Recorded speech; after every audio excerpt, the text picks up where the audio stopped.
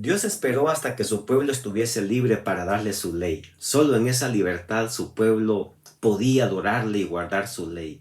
No podemos nosotros guardar sus mandamientos si estamos en esclavitud, si estamos en pecado. Primero Él nos libera del pecado y luego Él mismo nos capacita para guardar su ley.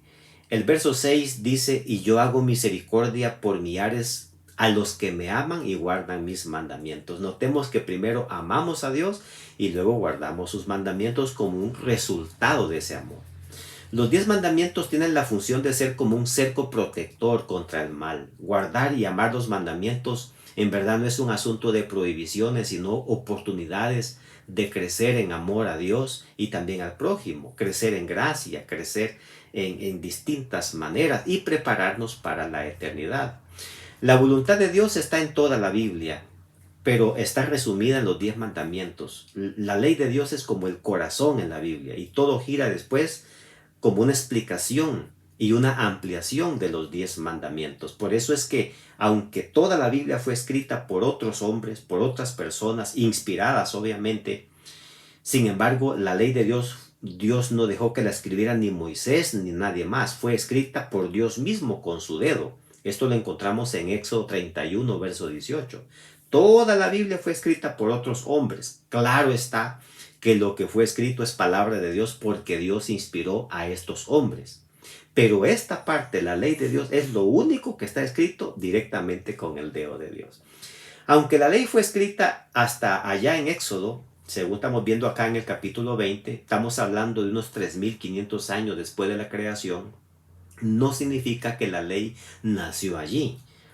Recordemos que antes no había escritura ni lectura. Antes del diluvio, por ejemplo, no se sabe que hubo lectura y escritura. Entonces, pues la gente memorizaba todo, tenía su cerebro, su mente era como una computadora. Pero luego la gente empezó a olvidar y se inventaron la escritura y la lectura. Entonces ya la ley se escribió, pero ya existía la ley en el Edén, porque la palabra de Dios dice que pecado es infracción de la ley. Entonces, si hubo pecado en el Edén, había una ley que fue violada. Si hubo pecado en el cielo, significa que había una ley que fue violada. Es la ley eterna de Dios, los 10 mandamientos. Hoy día hay muchos lugares donde se denigra la ley, donde se pisotea la ley, donde se predica. Incluso se usan púlpitos, quizás hasta con las mejores intenciones, para denigrar la ley, predicar en contra de la ley.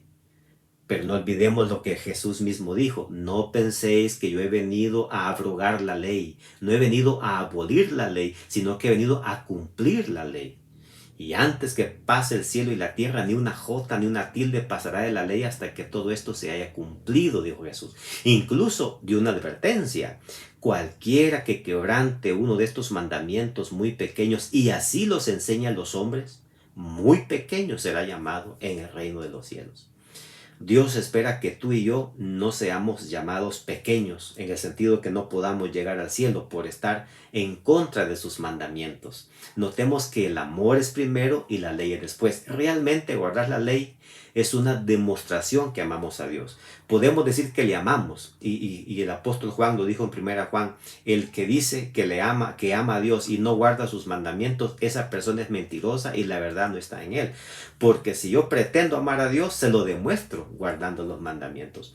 ¿Cuáles son los motivos por los cuales tristemente hoy la gente habla de no guardar la ley de Dios? En primer lugar, por el cuarto mandamiento. Seamos honestos. Si no estuviese el cuarto mandamiento que pide la observancia del sábado, la gente no tuviese problema con la ley. Normalmente la gente está de acuerdo con el primer mandamiento, con el segundo, con el tercero. Luego con el quinto, el sexto hasta el décimo. No cometerás adulterio, no matarás, no codiciarás, no tendrás dioses ajenos. Todos esos mandamientos la gente dice amén.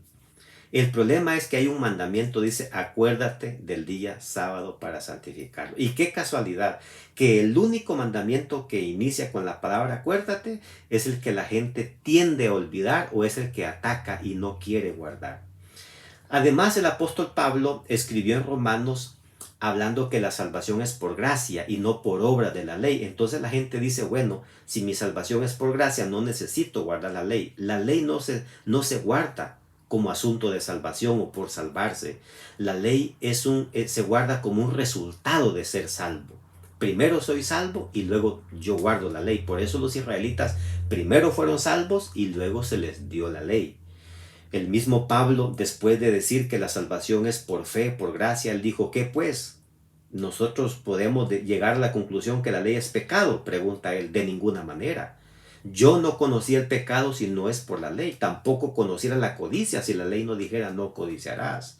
Y él concluye en el verso 20 de Romanos 7, de manera que la ley a la verdad es santa y el mandamiento es santo, justo y bueno. Y finalmente, pues no olvidemos que Satanás odia la ley. Si nosotros no guardamos la ley o no queremos guardar la ley, hay alguien detrás de nosotros, se llama el diablo. Mientras que Dios dice, mira, si me amáis, guardad mis mandamientos, Satanás está diciendo, no, no los guardes, no los guardes, vive en libertad. La salvación es gratis. Y es verdad, sí es gratis, pero también necesitamos nosotros un derrotero, un mapa, una guía, y esa es la ley de Dios. Esa es la realidad. Así que mis queridos hermanos, lo importante al final de lo que quiero decir hoy es que en Apocalipsis 14 se nos dice en el verso 12, aquí está la paciencia del pueblo de Dios. ¿Quiénes son ellos? Dice, los que guardan los mandamientos de Dios y tienen la fe de Jesús.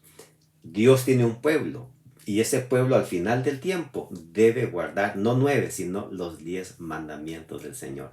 Te invito a que tú puedas ir al Salmo 1. En el Salmo 1, todo ese salmo es bello. Ahí verás que se le considera bienaventurada a aquella persona que se deleita en la ley de Jehová y medita en ella día y noche. O sea, que esa sea nuestra experiencia.